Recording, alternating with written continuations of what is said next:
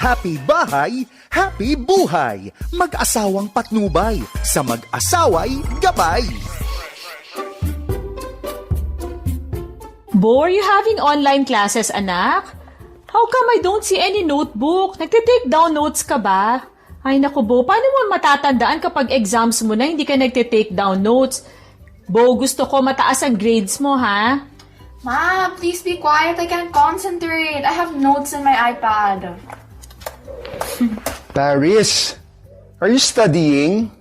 Why are you chatting and laughing with your classmates during class time? Baka mapagalitan kayo ng teacher, ha? And make sure, your grades will not get affected. Dad, we're listening to our teacher. And besides, you're just chatting on Instagram. Don't worry, I'm studying well. Ay nako, times have changed since the pandemic has started.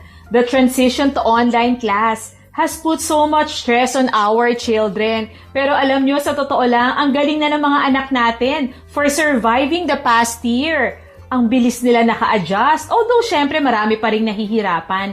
Kaya naman tayo mga magulang, we have to be considerate enough. We have to acknowledge the anxiety that our kids might be feeling. And just as our children are doing their best to adjust, dapat tayo mga magulang should do our part as well. Let us be gentle and understanding with our kids as they go through this new structure na tinatawag natin. Bong, paano ba natin matutulungan ng mga anak natin to deal with the everyday stress na kinakaharap nila That's ngayon? a good question. Para sa akin, unang-una, by going easy on yourself and on your kids. Sa That's atin right. muna dapat magmula, di ba? Tama. While it may be true na karamihan po sa atin, we have to work from home, we have to run the household, monitor the online learning of our kids, plus, we have to keep everyone in the family healthy. Nako, lahat ng yan nakaka-burn out. Kaya don't beat yourself up. Take time out to rest. At saka, don't pass your stress to your children by setting high expectations and standards that would put too much stress on them. Siyempre, maganda po na mataas ang grades sila sa school. Pero kailangan naman po makahinga din ng ating mga anak, di ba? So, give them a break as well. Alam mo, I agree with you, Claire, no? Number 2, have an open conversations with your children. Encourage them to express their feelings with you. Kung mapapansin po ninyo, ang daming behavioral changes sa mga bata ngayon simula nagkaroon tayo ng pandemic. Dahil din siguro sa pag-cope nila sa anxiety.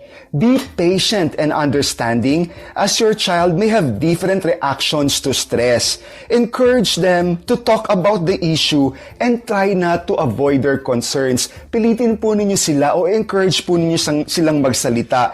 And be sure to acknowledge their feelings and assure them with compassion. That's right. And last, schedule time for fun. Ito mahalaga to ngayon, Bo. Ngayong pandemic, kailangan tayo mga magulang, we really spend quality time with our kids. Bond with them, eat together, Tama. maglaro kayo, mag-movie nights, and payagin nyo na sila na makipag-video chat sa mga classmates and pinsan para naman meron pa ring social life kasi hindi sila talaga nakakalabas ng bahay ngayon. I agree, Claire. Ipaalala natin sa mga bata kung ano ang sinasabi ng salita ng Diyos. Pagkatiwala ninyo sa Kanya ang inyong mga alalahanin sa buhay, sapagkat Siya ay nagmamalasakit sa inyo. Sabi nga sa 1 Peter 5:7, cast all your anxieties on Him, for He cares for you. Parents, do not allow your stress to make you less sensitive to your children. Tulad natin, meron din po silang pinagdadaanan, kaya make sure you check in into their thoughts, feelings, and needs. Lagi po nating tandaan ng mag-asawang sabay manalangin. Pagtatagumpayan lahat ng suliranin. Ako po si Bong Pineda. At ako naman po si Claire, kasama si Bo and Paris para sa Happy Bahay. Happy buhay! Happy bahay, happy buhay. Mag-asawang patnubay, sa mag-asaway gabay.